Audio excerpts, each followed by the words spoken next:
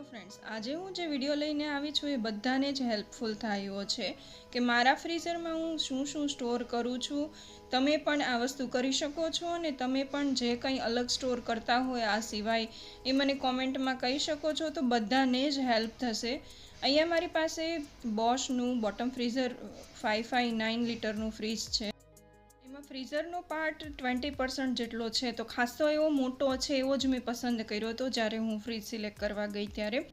આ ફ્રીજ મને બહુ હેલ્પફુલ થયું કેમ કે ફ્રીઝરનો પાર્ટ નીચે છે કે જે આપણે ક્યારેક જ યુઝ કરવાનો હોય, અને વેજીટેબલનો પાર્ટ વચ્ચે છે, એટલે જેને પણ કમર દુખતી હોય એને બેન્ડ થવું નહીં પડે વારે વારે. તો અહીંયા મારા ફ્રીઝરમાં તમે જોઈ શકો છો ખજાનો ભરેલો છે, એમાં તમને ઘણું બધું જાણવા મળશે. તો અહીંયા મેં કોઈ ફેન્સી ડબ્બા નથી લીધા કેમ કે મારું ફ્રીઝર ખાલી હું જ યુઝ કરું છું, મારે બીજા કોઈને બતાવવાનું નથી. તો કાંઈ પણ વસ્તુ લીધી હોય ને કંપનીમાંથી ડબ્બા આવ્યા હોય ખાલી થયા હોય તો એને વોશ કરીને તડકે સૂકવી દઉં છું અને પછી એનો યુઝ કરું છું.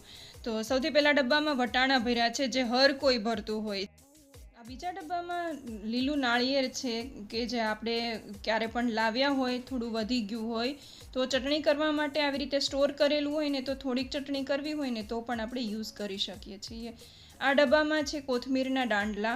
તો કોથમીરના દાંડલા પણ હું આવી રીતે સ્ટોર કરી લઉં છું જ્યારે એકસાથે કોથમીર લઉં છું ને ત્યારે. તો આખું વરસ ઉનાળામાં જ્યારે કોથમીર મોંઘી હોય ને ચટણી કરવી હોય ને ત્યારે આનો યુઝ કરીએ ને તો બહુ સારી ચટણી બને છે, અને ચટણી એકદમ ગ્રીનય થાય છે કેમ કે દાંડલા એકદમ ઠંડા થઈ ગયેલા હોય છે.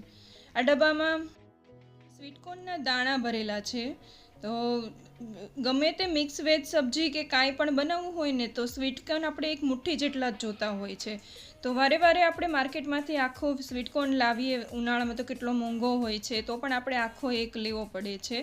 તો આવી રીતે સ્ટોર કરી રાખીએ ને તો થોડીક વસ્તુ થોડાકમાં નાખવા માટે પણ યુઝફુલ થાય છે. આ છે કેરીનું પીસીસ કરેલા છે, રસ નથી, હું પીસ કરી અંદર થોડી થોડી ખાંડ નાખી અને આવી રીતે ઝીપલોક બેગમાં ભરી દઉં છું. તો હવે એક બચ્યું છે મારી પાસે, મેં 6 ભર્યા હતા. તો હવે ઉનાળો આવવામાં જ છે તો આ એક પણ મારે યુઝ કરવાનું છે. આ ડબ્બામાં મેથીની ભાજી ભરી છે. તો મેથીની ભાજી ધોઈ સૂકવી અને એના પાન કાઢી અને આવી રીતે ડબ્બામાં હું સ્ટોર કરી લઉં છું. તો જ્યારે પણ મેથીની ભાજી થોડી ઘણી પણ આપણે પરાઠામાં કે થેપલામાં નાખવી હોય તો આને લઈ અને તરત જ આપણે ચોપરમાં ફેરવી દેશું ને તો એકદમ ઝીણી ઝીણી કટ પણ નહીં કરવી પડે, એકદમ સરસ રીતે કટ થઈ જશે અને એકદમ ફ્રેશ ભાજીનો તમે યુઝ કરી શકશો. આ બધા પાછળના ડબ્બામાં ડબલ જે વસ્તુ છે, વટાણા છે, એ બધું એ પાછળ સ્ટોર કરેલું છે. આ ડબ્બામાં મેં પિઝા સોસ ભરેલો છે, તો મારે થોડો બચી ગયો હતો તો મેં આવી રીતે ભરી લીધો. છોકરાઓને ક્યારેક પાસ્તા બનાવવા હોય કે લંચ બોક્સમાં આપવું હોય ને ત્યારે હા હું યુઝ કરી શકું છું. અહીંયા મેં થોડુંક લીલું લસણ ભર્યું છે. 12 મહિના કાંઈ પણ રેસીપીમાં આપણે યુઝ કરવું હોય તો આનો યુઝ કરી શકીએ છીએ. આ ડબ્બામાં મેં આદુને પીસી લીધું છે, એકદમ ક્રશ નથી કર્યું, થોડું કરકરું રહેવા દીધું છે, એ ભરેલું છે. તો ક્યારેક સમરમાં ઘણીવાર એવું બને છે કે આદું લેવા દોડવું પડે છે, ખૂટી ગયું હોય તો, અથવા તો કાંઈ પણ રેસીપીમાં નાખવું હોય તો આમાંથી તમે લઈ શકો છો. આ છે વ્હીપ ક્રીમ. તો હું આવી રીતે એક પેકેટ 1 લીટરનું આવે છે રાખું છું કાંઈ પણ રેસીપીમાં યુઝ કરવા, અથવા તો આઈસ્ક્રીમ પણ આમાંથી તમે બનાવી શકો છો. અને અહીંયા આ છે કોથમીરની ચટણી. તો હા ફ્રેન્ડ્સ, આ કોથમીરની ચટણી મેં બનાવી.